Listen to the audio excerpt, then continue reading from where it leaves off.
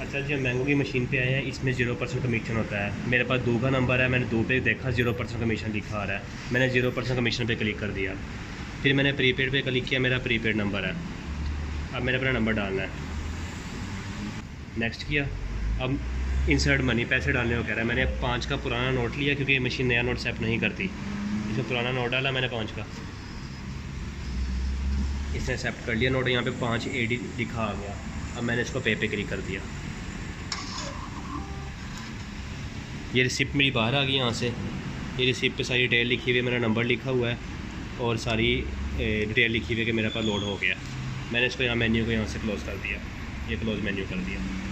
अब मैं अपना मोबाइल चेक करूँगा, मेरे पास लोड आ गया होगा।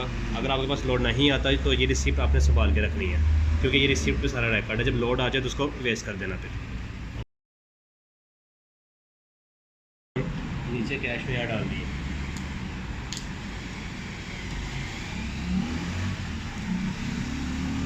मशीन ने रिसीव नहीं किया, मैं दोबारा डालूँगा पैसे।